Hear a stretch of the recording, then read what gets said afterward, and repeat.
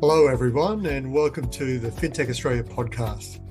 I'm Vinnie D'Alessandro, and I'm here to take you through a step change in AI models, risks and opportunities for Australian fintechs.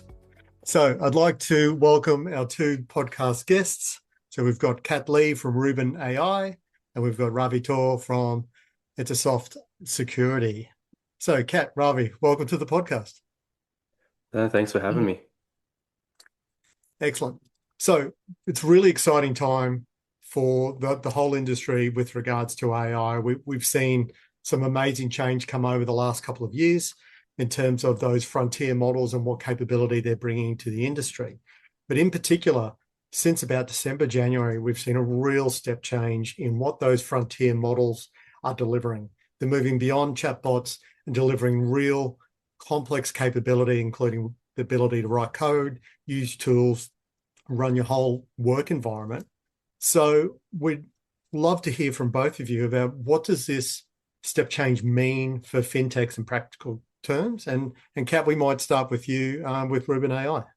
Yeah, perfect. Look, I'm coming at it from the perspective of being a business owner, accountable for all of the decisions a business is making, right? As well as those of our customers. And so, with that in mind, I'm probably battling two different fronts. With efficiency, I think comes organic complacency, and we start to rely on a new set of tools, capabilities, resources that are so powerful that we don't often remember to take a step back and go, wait, should we challenge it? Should we actually go and Mm. review that? I think Ravi probably has a really unique perspective on this as well. So that's kind of that dimension of shipping and delivering faster than ever before. But at the same time, we can't rest on our laurels. How do we think about, our compliance capabilities, our review capabilities, having the right human in the loop capabilities, whilst keeping pace with, I guess, the urgency and the pace of delivery. The other side of it is that these AI models getting so creative. How do we make sure that we're setting those boundaries, those parameters to deliver great work and still be relevant, right? At the end of the day, we are the domain experts in this space. We should be qualifying everything that goes in and comes out. But because they're so capable, sometimes it looks great and we forget to kind of dig a little bit deeper and just say, wait a minute, I still have to go in and inject my perspective, my proprietary knowledge, the experience that I've gained from being in this market, in this space, in this sector for, decades, however long it might be. So yeah, I'm really kind of quite fascinated by how we as humans, as leaders, as business owners, as operators are really going to be redefining ourselves, our roles relative to how technology is changing. But I do think there's going to be sort of a full circle moment where more than ever before, we need our people to be sharper, more, reliable, more focused. Yes, I'm really excited about this discussion. Absolutely. And Ravi, in your space around security services, it must be a daunting challenge to go through and try and understand all these new capabilities that are coming out, both for you to use, but also to, look to maybe even attack your customers.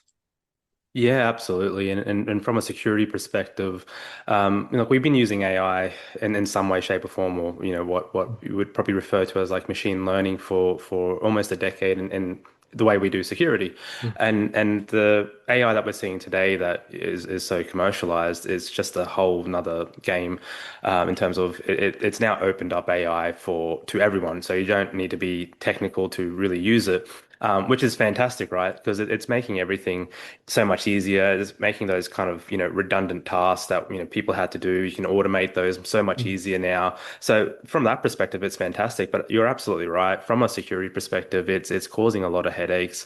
What we're seeing is companies really want to use AI, and I think the adoption rate is really strong in Australia.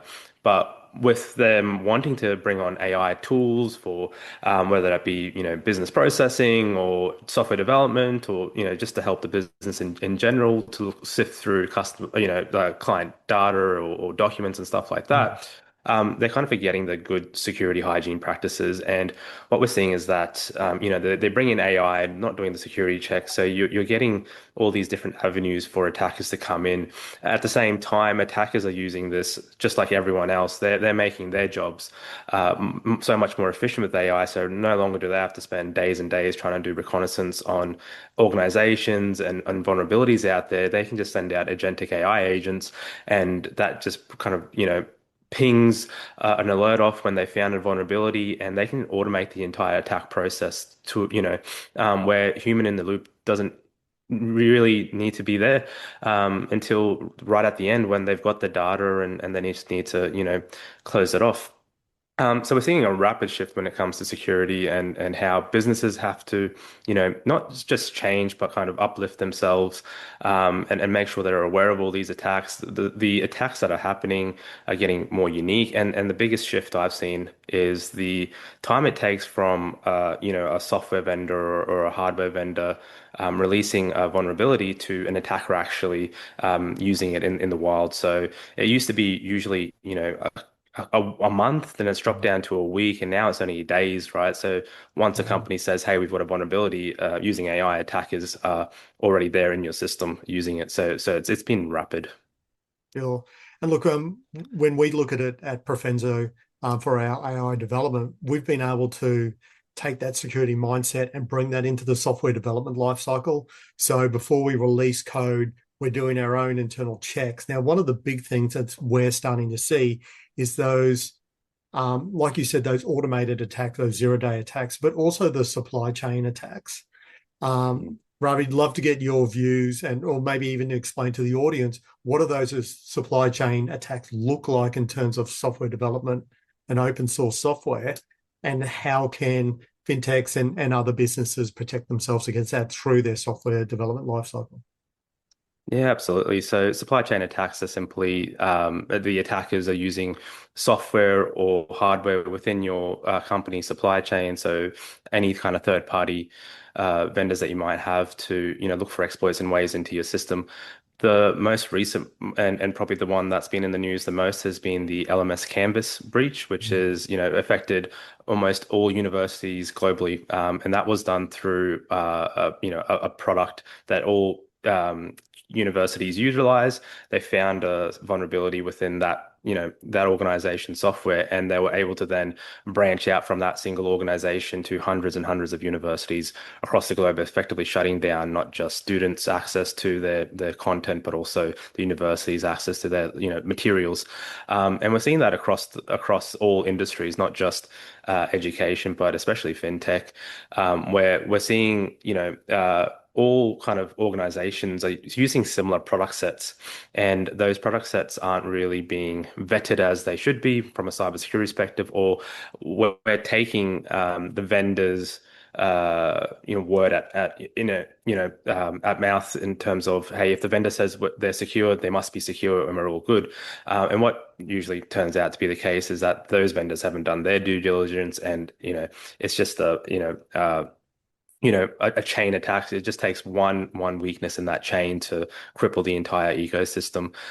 So that's probably, again, one of the, I think, main vectors that attackers are now using. Rather than going out to individual organizations and trying to compromise each individual organization, they're trying to find those suppliers or vendors which reach out to the most organizations. And I think one of the, Salesforce, if a company is using that right now, that's been one of the biggest targets at the moment for attackers. Is a few vulnerabilities were found, which, Salesforce didn't think may have been as significant, but then they were used to, get into other organizations more rapidly than what's been seen in the past. Excellent. And thanks, Ravi, for that. It's definitely a fast-moving environment. So we're glad we've got people like you in the community helping us out.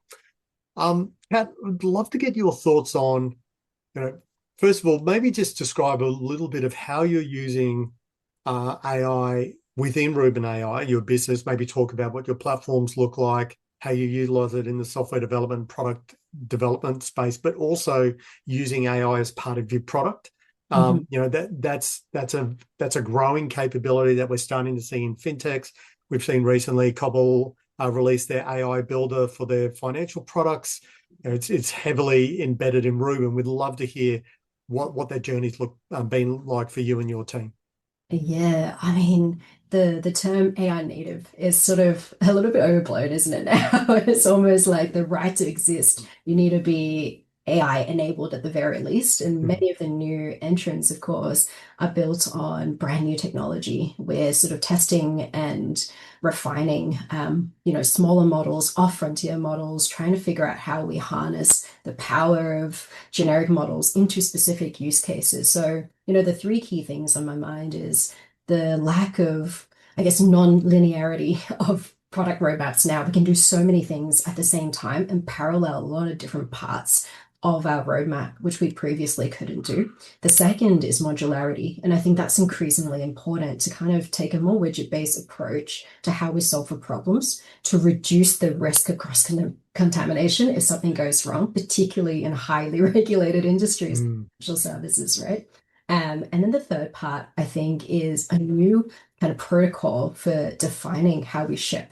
Previously, we were agile enough if we're shipping on a fortnightly basis. Now we're doing it every couple of hours. And what does downtime really mean? What are people's buying expectations? What are uptime expectations? So all of those things have coalesced in a new kind of business model from a pricing perspective, how we go to market, how we talk about our business and sell. And what I guess the possibility of that looks like is really easy to then start to build lots of little niche products and get unfocused on what your core roadmap and what your core proposition is. So, Vinnie, I think there's so many different ways to answer that question. I would say first and foremost, building an AI native business today is all about making sure that firstly, you're building a fantastic foundation. Because, Ravi, as you pointed out, there are so many layers where you can get exposure to so much risk. And because AI is still so nascent, policies are sort of catching up to how quickly we're building. All of these different use cases are so creative that we really need to be kind of front of mind when we think about what all of the different ways it could be that our technology can be exploited and try to kind of bring that forward and be proactive about it, so that we don't run the risk of things going wrong. So the way we're thinking about business building, the way we're thinking about running our kind of roadmaps is sort of, very much having to be reverse engineering rather than building forward. So what I found most recently is actually around two roadmaps. I have like a short loop and a long loop. The short loop is our ability to make sure that in our operating cadence, we have plenty of opportunity to address bugs, push hot fixes. We have those, real kind of ability to be very, very agile to the next level, whilst having a longer term view of, well, where do we want to be in a quarter from now, 2 quarters from now, 18 months out, and working backwards from there. So having that both with the same size team is now possible, which is really cool. So I would say it's a privilege to be building a business in this time. I think, I don't know, entrepreneurs, even just 5 years before us, I think they'd probably be very jealous of capabilities and technologies and the warp speed at which we can deliver now. But at the same time, it's created a whole new universe of challenges that we couldn't have predicted. And so, yeah, I'm excited and also nervous. That's why I guess these associations and these conversations are so important, because we need to learn from each other, right? We can kind of go, well, this is a use case I hadn't seen before. Let's go educate our peers who are building in fin services as to what that means from a set of implications perspective. So, yeah. Look, that's awesome. And I'm definitely going to steal your short loop and long loop. I think that's something we've been doing. I don't think we've articulated it as well as that. But just on that, I just want to sort of dive in around, you talk about this, a lot of changes that you're delivering both internally and for your customers. Yeah. With that rate of change, you can see change fatigue. We saw it with some of our customers. We did a huge range of bug fixes and releases over the last couple of weeks and had a few complaints of, hey, there's a lot going on. How do we keep on top of it as product providers? And how do we make sure that our customers are getting the fixes they need, but they don't feel overwhelmed by the change that's coming on top? Yeah, look, I think there's no perfect science to it just yet. But the way I look at it is there are, I think, if we look back at over the last decade, there are these sort of universally accepted ways of doing business in Mm, certain industries. So, for example, in the finance world, for investment bankers, spreadsheets was king, right? And so, pretty much every finance professional that came through the ranks know how to operate a spreadsheet. So, how we're dealing with change fatigue and that kind of uncanny valley. So that's like at the ends of the spectrum, right? What we've realized is there has to be a little bit of comfort so that users feel like they're in control. If something is mm, too far-fetched, the change journey or the learning curve is too significant, you will never get engagement. But if it's something that's just as manual and painful as it was, then what's the point of it? So that fine balance is basically from a UI perspective, and the look and feel has to feel a little bit like something that they know, mm, but the capabilities are powerful underneath. So that's the kind of magic I realize is that right next point between, okay, so it is significantly faster. I feel like there's a lot of that, real-time analysis that we can now get mm, access to. But the way we do it has to be aligned with the way our business actually runs and how the industry is still accepting as a kind of standard operating procedure. Luckily for Reuben, we're operating in the asset management space. And so doing a transaction is pretty much almost standardized. There's no real like framework per se, but origination, you're doing your triage and screening, you're doing your due diligence, you're running investment committees. That's pretty much accepted process. All fund managers, all asset managers, or investment professionals have their own nuances and takes on it. But by and large, that framework is pretty consistent across the whole industry. So we map our product to how people actually work. And then we leverage the look and feel of tools that they are familiar with so that every time we do ship an improvement, they kind of go, oh, I was hoping that was going to happen, or that was a nice surprise, as opposed to I have no idea what's going on. And, the thing is just building itself in front of me and sure. you kind of lose the audience. So that's what I found is like just a little bit ahead of the curve, but not so far ahead of the curve that they kind of go, ah, you've lost me. Yeah. Yeah, understood.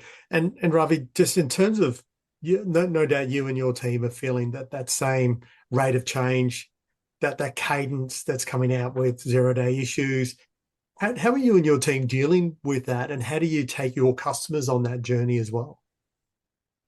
Yeah, and I think Kat summed it up really well. Is that very similar in that we've got these established processes in security as well in terms of those processes haven't fundamentally changed in terms of how businesses should mitigate risks around AI security, or how we as the defenders would respond to any kind of AI enabled attack. What AI has done is, made some of those processes a bit more streamlined. As Kat said, small changes over time is kind of what we've been seeing in our tools. And what we're seeing, and the frustrating thing working in cyber especially, is that at the where the defenders are probably a little bit behind the curve than the attackers. The attackers are usually the ones that have a few more resources that they really want to use the more frontier AI models, where those models may not have come into our products just yet, or our defense mechanisms.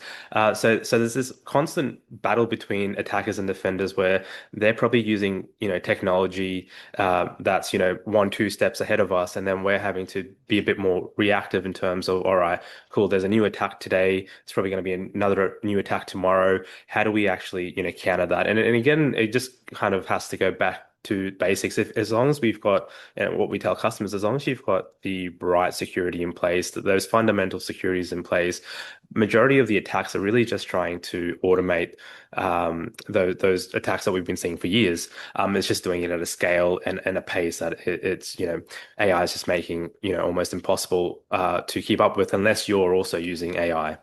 So it's just this constant battle of trying to figure out what the attackers are doing, and trying to predict what their next move is, and just having this constant battle. And like it's a lot of the same stuff is happening. It's just how they're doing it, how they're embedding their AI attacks into, business processes and all that kind of stuff. It's just you kind of sit there and go, oh, that is really smart. Why didn't I think of that? That is just so obvious that you would have, used this mechanism to get through. And it's usually, that lack of security that is letting some of those attacks through. But it's not always the case. Some of these attacks can be quite sophisticated, and it's just, it's just kind of every day is a battle at the moment, and you have to kind of be ready and be prepared for as much as we can. But we're never going to be 100% right. Nothing is 100% secure, so there's always going to be risks or mitigations of vulnerabilities that need to be there, need to be studied, and you as a business, you don't need to go and patch everything or fix all your code if there's a software vulnerability in your code. It's more so as a business, what I say is you just need to understand what that vulnerability means to you and your business, and what does it mean to the customers in terms of if that gets exploited in some way, shape, or form, is that going to be a significant impact to your customers? And are you willing to, effectively accept the risk? And most of the times they say no, but we would be, we're able to do, containerize it or block it down a bit more before we release it. So it's just having those conversations. And I never, I think a lot of security professionals make the mistake of going, no, you actually have to, completely get rid of it for it to be secure. Whereas our approach is really nothing is ever going to be that 100% secure. And you just need to take it, security cannot block operation of a business. Like that, fundamentally, security needs to work with the business, and we need to make sure that, businesses are progressing. How do we do that in this new AI age is just it gets a bit more difficult, but I think it's a journey that we're all on both sides. Yeah, look, I think the terminology is around, look, there's going to be an attack. It's a when, not an if. And just for people to be responsive. And I really did like your sort of pragmatic approach, which is like find out what's right for your business and then have that right response to it, which I think is really important. You're listening to the FinTech Australia podcast. This season is sponsored by Vanta. Vanta is the leading trust management platform, helping fintech businesses get compliant fast for frameworks like CPS 234, SOC 2, ISO 27001, and more. Vanta's AI and automation power everything, from evidence collection and continuous monitoring to security reviews and vendor risk, whether you're starting up or scaling. And look, both of you have mentioned the foundations of business. And so I think that's a really good segue into talking about governance. I think what I've started to see, being on the board of FinTech Australia and around other boards and executives, is a real movement around how quickly governance needs to get across the opportunities, but also the risks that come with AI. And we're starting to see at least a movement around how do we get the executives and board members skilled up on AI.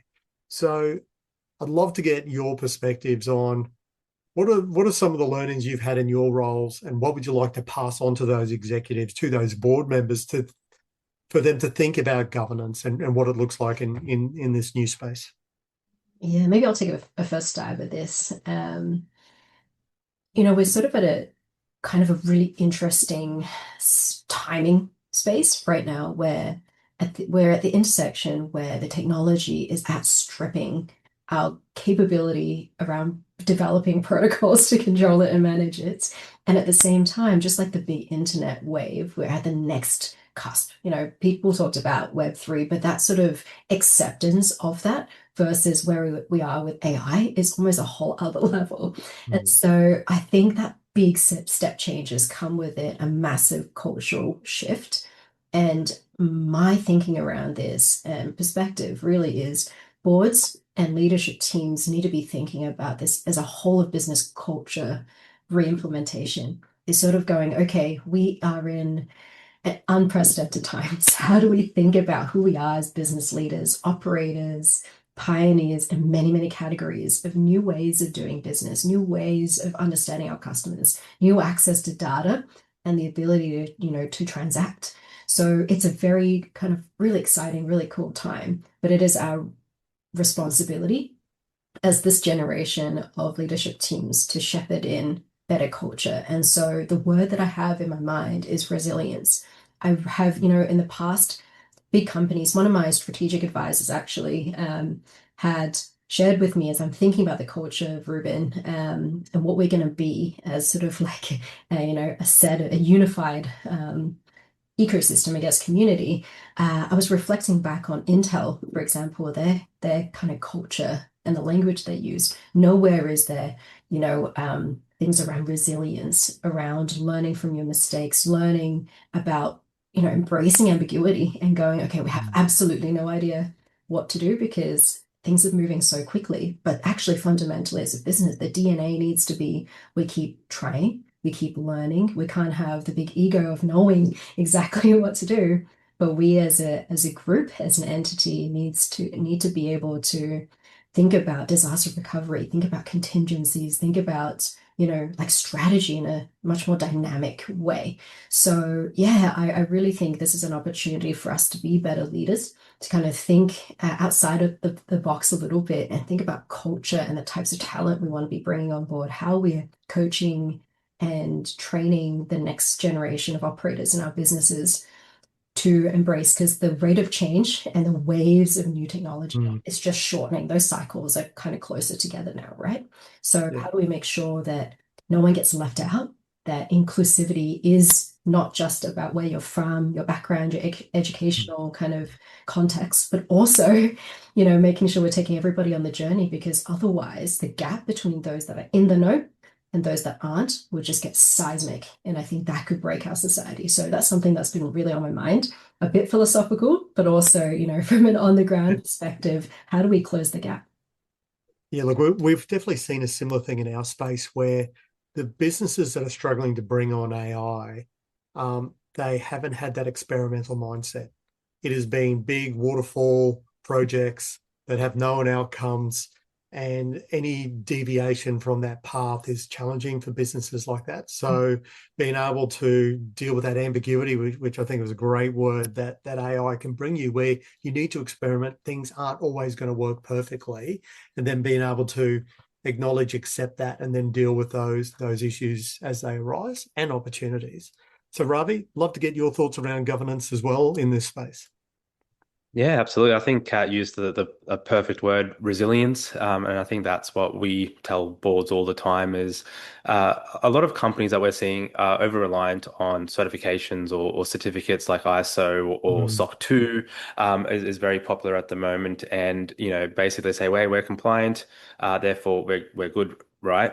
And really at the end of the day, it's asking the boards, do you think your business is resilient? And going back to what I was saying earlier, it's not about uh, if you're going to get attacked, it's when you're going to get attacked. Is your business going to be resilient enough to be able to deal with whatever attack that might be? It might be a very small incident, it might be a very large incident that affects your customer base, and really it's that resilience that we try to push on, not just the business and its people, but also its systems. So what we talk about when we go and talk cyber is are your systems resilient? So if there was an attack that occurred, are you confident as an organization that your systems would be able to still operate, your business would still be able to operate under duress? And a lot of the things that we hear back is, well, actually, no, we never actually thought about security like that. We thought about security, that if we got this certification or we got this compliance, then that kind of we thought that would mean that we're resilient, but and I think that shift in mindset is really important. I think ASIC last month released a letter to the industry as a whole, and they said some really good things in there around kind of the questions to ask the board and leadership within organizations, and one of the key things that they flagged during that was the over reliance. We were talking about supply chain before, but the over reliance on vendor presentations without the companies or the organizations genuinely examining those products before they actually implement it. And what Kat was saying before about business need to be innovative. They need to take that step and get these new products. But then that also comes with the cybersecurity risk of, well, are you sure that this, product that you're now implementing, to get that edge in the market is actually something that's, not going to compromise your business, and you never really or truly know the answer to that. But what ASIC and also APRA have kind of flagged was that a lot of entities across, especially fintech and finance in general, that they're concentrating all their kind of business into a single AI product or a single AI model, rather than actually diversifying it. So what that means is that if something was to happen, it's ultimately a single source of failure, right? Is if that model gets compromised or if something happens with that model, then the entire business kind of falls down because that's of that over reliance. And a lot of organizations didn't actually know what AI they were using. So there's no asset inventory. So basically, what we're finding at Entersoft a lot is we'll get alerts that says, X user over here has used an unapproved AI model or, an LLM model to do coding or something. And then we ask the organization, they go, wait, that's not approved. Why are they using that? And, when they, go in and investigate it, like, oh yeah, we've somehow given access to that model, and this developer or this user has found that model on the internet and has just started using it without really taking that step to go, wait, stop, is this actually the right thing to do? And again, that just becomes an education thing. Is I don't think people truly understand the security implications of AI. They see it as that assistant that helps them do their work, and it absolutely is that. But I think we need to do more in terms of an industry and in terms of in this space to actually educate everyone on the risks of using AI, just like the risks of using any software. I think that's just not well understood at the moment at all. But just to close that off, yeah, it's resilience at the end of the day, and just making sure the boards are actually really, across their systems, across the effectiveness of the security controls they have in place right now, and making sure that they really understand, from an operational sense, how that business would deal with, various cyber attacks, AI or otherwise. Oh, look, absolutely. And it is bringing some new challenges to boards and executives around how do they deal with some changing or evolving issues that didn't exist maybe 6 months ago. So, you talked about that leakage where people are using unapproved AI models. Also, if we looked at what happened recently with Anthropic and Fable and Mythos, where the US federal government put a ban on it and suddenly those services were taken offline, those impacts hadn't really been felt by businesses before, or maybe not seen at scale. And so I think businesses are now doing what we're seeing in market is they're starting to do those audits around, first of all, where's my data going? They care about data sovereignty and hopefully onshoring that data, but also that model mobility is, have we built everything into one model? Is that frontier model going to be around tomorrow? Are they going to change it fundamentally and then our products don't work? And then how do I move to a different model for capability or maybe even cost or security perspectives? That's not a problem they've had to solve previously. You sort of pick a platform and you stick with it. But now they've got that sort of different challenge that they've got to look at. And that's what this evolving AI challenge has brought to the industry. So look, I want to talk maybe about what do we see happening with the regulators? Like you spoke about ASIC. We talked about certifications like SOC 2, ISO 27001. They're great foundations to have, but maybe they're not moving at the right pace that they need to. Ravi, might start with you just quickly. Thoughts around, are you seeing movement from the regulators? Are they starting to understand the challenge? Yeah, I think so. I think in Australia, especially, our financial regulators have actually been on the front foot this time, which is great to see. I believe APRA released or updated their prudential standard. I think it's CPS 230 around requiring anyone that as an APRA regulated entity to now. Basically outline if they are using AI, how they're using it, and exactly what you said. And we're seeing, those regulators really focusing on AI. ASIC releasing a letter, and the incident that happened with fake security investments, earlier this year in terms of, basically actually now taking companies to account to say, you're definitely not doing a, good enough job, and now actually finding them and actually, standing up and actually, executing on, kind of their, standards or frameworks. It's great to see because I don't think we do that enough in Australia. Whereas you look at, across the seas and in the UK, Europe, and even in America, they have a lot more regulation around, customer data or data breaches. We've got a really good principles-based framework, but, again, there's no real, there's no real impact to businesses in terms of financial penalties or anything if customer data gets exposed, as there are compared to people overseas. I think with standards like ISO 27001 or any kind of cybersecurity standard, those standards definitely aren't moving at a pace, but they definitely are, kind of moving. The fundamental thing about something like ISO is that it's not a be all end all kind of framework. It's really only to be used for a company to really establish a management system to how are we going to manage cybersecurity within an organization.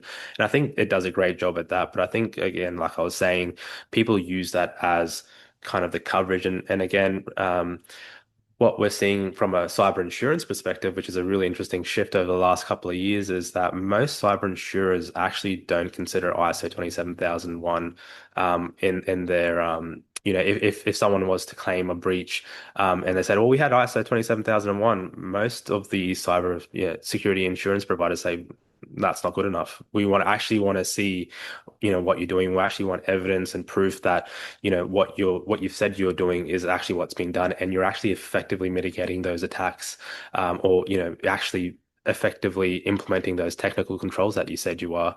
And they want that proof, and that's what we're seeing a lot now, within Australia. I think we can definitely do better, but I think we're definitely on the right pathway.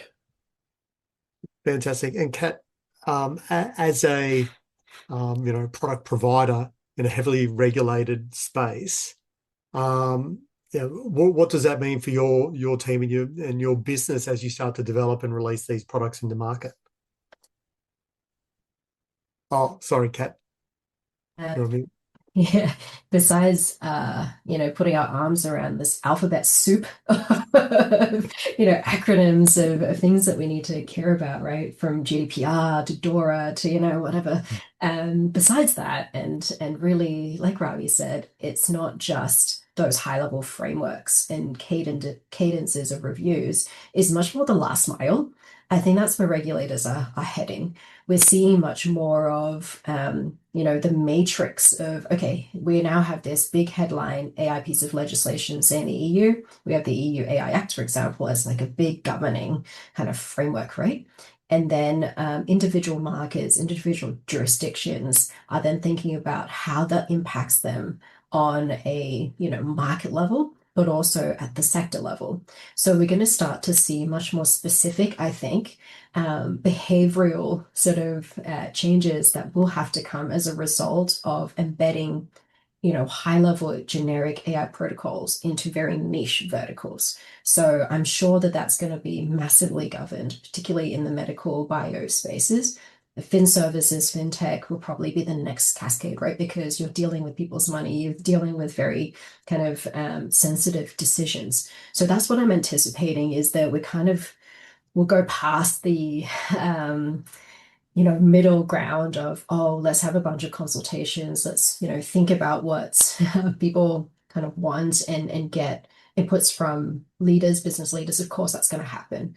But it's going to come down hard specifically on what it means, not just reactively to how you're going to respond at the, audit level, but much more from a sample perspective. I think we're going to see much more real time on the ground operating lens of how we're complying. And there's going to be much more of that in the past where you had like spot checks, people coming in, mystery shopping. I feel like a lot more of that type of governance, securitization is going to come through just because AI has such a transcendent sort of capability. Is changing every aspect of how we're operating, communicating, that just, yeah, the old ways of doing legislation, governing from a distance, I don't think will really work anymore. So that's what I'm expecting. It's going to be much more niche, much more focused.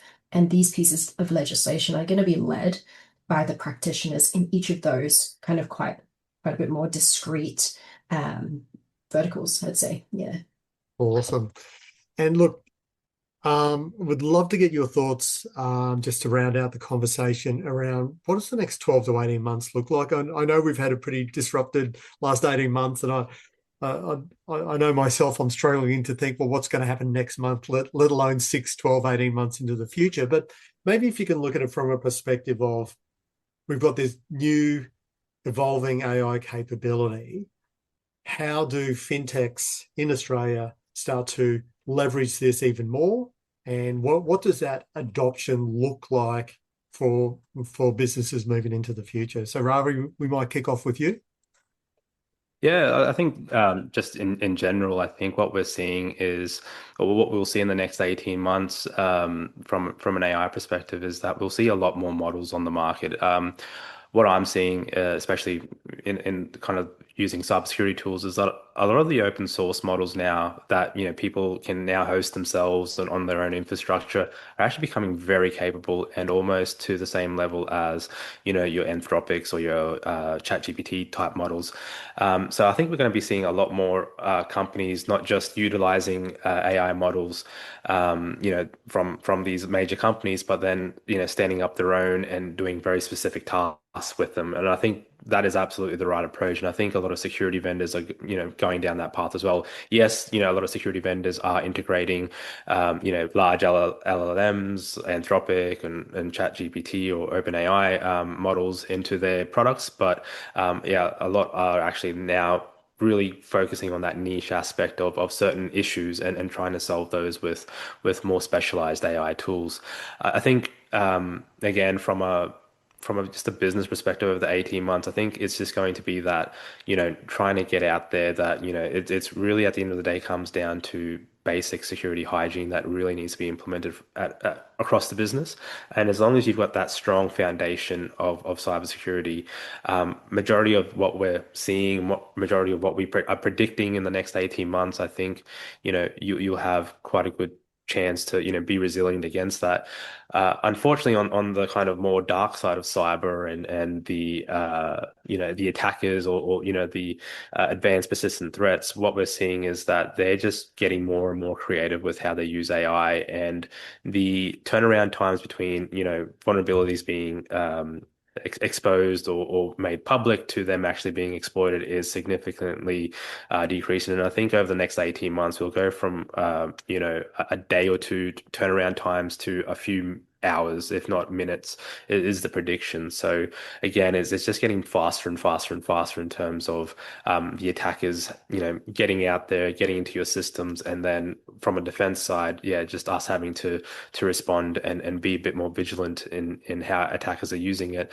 I think in terms of how the attacks are occurring and the types of attacks that are being utilized against businesses, I think that will kind of it seems to be plateauing a little bit in terms of I think people have kind of found out what works, what doesn't work. But at the same time, it only just takes one product to come into the market to prevent that, and then they'll find another way around that. So it's kind of impossible to say, if things will change, but I think we're kind of AI is just becoming an everyday thing. It's embedded into almost every product that you use, and so I think that shift of it's not so much how can AI replace humans. I think we're actually going the reverse, and a lot of companies are now going, oh, we actually try to replace human beings with AI, and that hasn't really worked. So we're now going the other way. So I think we're going to see that shift across the board, especially in cybersecurity, and going, how can we? I think people are starting to realize that AI is a tool that it only makes people more powerful and more diligent and more useful if you give them the right tools with the right setup and it just makes things so much more efficient. So yeah, look, I think it's really unknown what's happening in the 18 months, but those are my predictions. Sounds great. Looking forward to having those AI superpowers for our teams. And Kat, over to you. Your thoughts on the next 18 months? Yeah, I'll probably zoom out a little bit and look at it from a market lens. So we're sort of in this groundswell of significant individual and retail uptake of AI at the moment. We're all using multiple maybe AI tools at any given time to do our individual task-based work. So I'm thinking over the next 18 months, there's much more of a top-down adoption of those organizations that are going to be actually embedding those into the fabric of their culture we talked about. And as a result, we're probably going to see a significant resizing of talent, mapping, organizational structures, operating model, redesign, a lot of that type of language and a lot of type of investment in thinking about how do we, like Ravi said, complement human talent with artificial talent to kind of go, okay, there has to be the right balance of check and balance, first of all, but also the right level of efficiency versus relationship. Because at the end of the day, particularly in an economy like Australia, we're very relational driven, right? Like at the end of the day, there's a finite amount of enjoyment that we have talking to our screens. It really would be really nice to have much more of that social aspect of doing business. And so, yeah, I think there's a tipping point, like you predicted, Ravi. I think there's going to be bit more of an uprising, I think, from an uptake of AI, and then it may plateau down where people go, okay, the excitement, the novelty of these models are not wearing off. They're still amazing and incredible, but our understanding of what it means to make them useful looks different. So I'm excited about that starting to bed down a little bit and for us to feel like we can coexist in such an effective way, but it also doesn't, feel isolating. It doesn't feel, too distant from how we used to do business. So I'm excited to see how that comes out. And of course, we talked about the legislations and the governance and those frameworks. I think there'll be a bit more maturity around that. So, a conversation we will be having in 18 months' time will be much more educated around real world examples of how we're executing within better, tighter frameworks. And I think that's good for business. It's good for safety. People can feel more assured that their data is protected, that, there are more of those layers of defense in place. But yeah, excited to see how creatively people exploiting at this moment in time where there's, still a little bit more space to do that kind of stuff. And if sufficiently motivated, and why attackers are probably ahead of the curve is they've got more to gain. Right? So yeah, I'm really stoked. This is a really great conversation, Vinnie. Look, and it was great to hear from both of you around that melding of people and AI together and not sort of keeping them bucketed apart. So it's really important. I think we've all talked about that human in the loop being so critical for getting the most out of AI. So looking forward to see how that changes over the next 18 months. So Ravi, thank you so much. Kat, thank you as well for your insights. And thanks everyone for listening to FinTech Australia's podcast. And we'll talk to you soon. Thank you for tuning in for this episode of the FinTech Australia podcast. This season is sponsored by Vanta. Compliance regulations, third-party risk, and customer security demands are all growing and changing fast. Is your manual audit and compliance program actually slowing you down? If you're thinking there must be something more efficient than spreadsheets, screenshots, and all manual processes, you're right.